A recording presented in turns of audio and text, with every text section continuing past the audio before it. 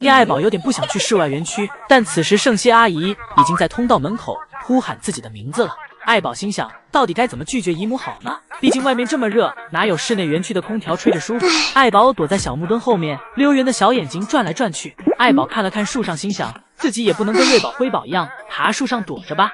圣希阿姨这时在通道门口喊道：“今天室外园区挺凉爽的，还给爱宝准备了窝头和胡萝卜。”爱宝思考半天，最后还是选择听了姨母的话。不过看了爱宝猜心思的样子，现在也终于知道瑞宝和辉宝的眼神随了谁了。以前江爷爷说，从福宝的眼睛中就可以看出福宝的心思，例如当时福宝回国前隔离时的那段日子里，从福宝眼神中可以读出福宝对自己将要离开的不舍，以及自己什么时候能出去玩的渴望。而现在瑞宝和辉宝的眼神简直是福宝的升级版，有点小心思根本藏不住，都展现在眼睛里。辉宝吃胡萝卜时瞪大的小眼睛，宛如在说，这世界上怎么会有这么好吃的东西，一整个被胡萝卜的味道惊艳到了。姐妹俩每次吃到自己喜欢的东西时，眼睛都有瞪得溜圆。当看到爷爷送给自己的小汽车时，一向稳重的瑞宝这次眼神中都透露出了爷爷这次的玩具好厉害。当爱宝和瑞宝、辉宝一起挤在小汽车上时，虽然看上去有点挤，但姐妹俩的眼神中透露出的只有开心。瑞宝铲青团时的小眼睛四处转来转去，就是在观察敌情，怕妹妹跑过来影响自己铲青团。当辉宝真跑过来时，瑞宝的眼睛一下就瞪大了，眼白都瞪出来了。瑞宝真怕辉宝这个时候干傻事儿。今天又是宋3岁来遭罪，不过好在今天下班时宝家都没有在睡觉，这让宋3岁收熊的工作轻松了不少。宋3岁这时给通道门打开了，爱宝开始完成自己下班前的最后一项任务，那就是不把青团带回家。而辉宝则坐在一旁举着一根长长的竹子，像模像样的营业吃饭。下一秒，辉宝听到宋3岁员工门打开的声音，辉宝一溜烟就跑了。要是给辉宝放在野外，辉宝肯定不会受到危险，因为还没等危险来临，辉宝就跑远了。辉宝总是跑走后再回头查看，先行动再思考。辉宝看到原来是宋3岁后，激动地从小亭子上下来，冲向宋3岁。宋3岁让辉宝走自己的专属通道，辉宝也很听话，秒懂宋3岁的意思。而瑞宝紧跟其后，一起走了回去。爱宝铲完青团后，又趴在扶手上休息了一下，不过这更像是在等待着什么。爱宝表示宋3岁知道自己在等什么。一会儿，只见宋3岁走出门，将一块小苹果放在了爱宝的身后。原来爱宝是在等自己下班前的最后一块小苹果。爱宝立马转身享用自己的小苹果。之后，爱宝也没有再为难宋3岁，乖乖从小亭子上下来走回了家。乐宝这里看到爱宝那里不回去，就会有小苹果吃。乐宝也学着爱宝的样子，故意不回家，等待着小苹果。不过乐宝等来的是宋3岁开门后的2声大嗓门。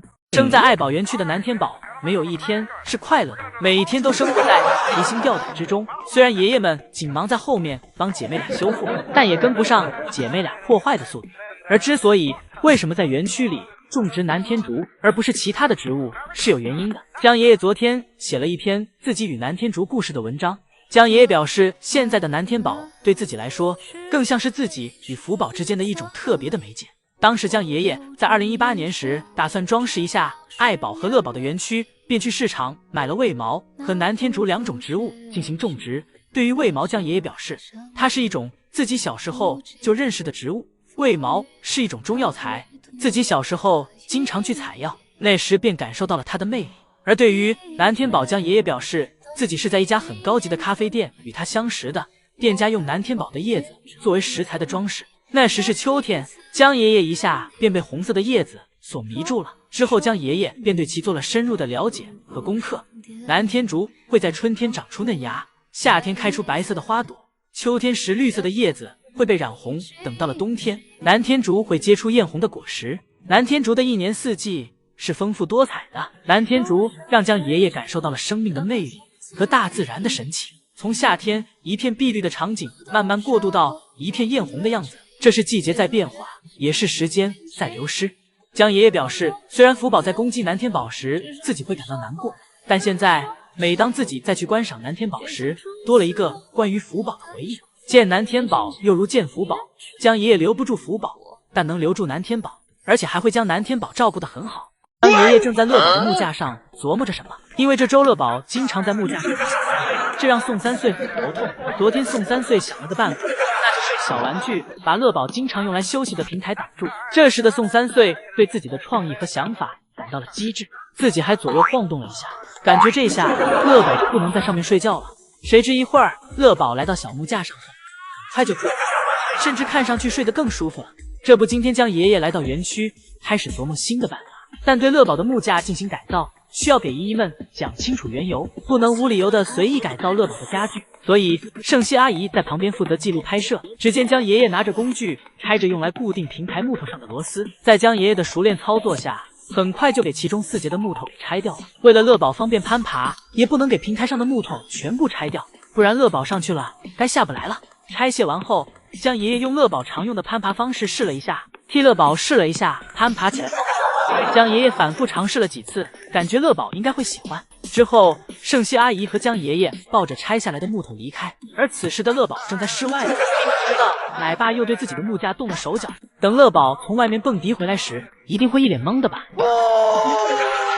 而圣熙姨母这里可谓是一刻不停，刚给木头放下，又搬着竹子来到了爱宝园区，给爱宝放置新的竹子。而姐妹俩这里，圣熙阿姨打算给姐妹俩放到一个方便姐妹俩进食的地方。圣熙阿姨索性给姐妹俩身旁一人放了一捧。圣熙阿姨离开时，又发现瑞宝这里正吃着竹笋，辉宝这里没有。圣熙阿姨又转身给辉宝拿了一根大竹笋过来。瑞宝眼看妹妹这里有了新的竹笋，立马赶来凑热闹。辉宝伸着小脚觉得瑞宝，但是没用，瑞宝还是从辉宝这里分走了一半。姐妹俩这人小鬼大的模样，简直太招人稀罕了。一会儿，乐宝从室外回来，乐宝爬到木架上后，表示自己还能睡，这都可以克服。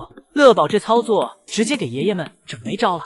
果然，强者是从来不会抱怨环境的。其实，瑞宝和辉宝之所以总是在安静与调皮之间来回切换，并不是因为性格，而是因为宋三岁和江爷爷是2种的带娃方式。调皮这一点是随了是宋三岁的迷之操作在影响瑞宝和辉宝。拿起青团投向游客这一点，怕是只有宋三岁干得出来。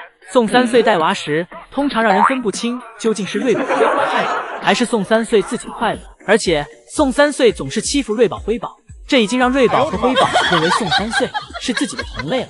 所以宋三岁来园区时，瑞宝辉宝会以为宋三岁是来跟自己抢地盘的，姐妹俩便会加强戒备，例如抢走宋三岁的皮靴，亦或是在树上不下来。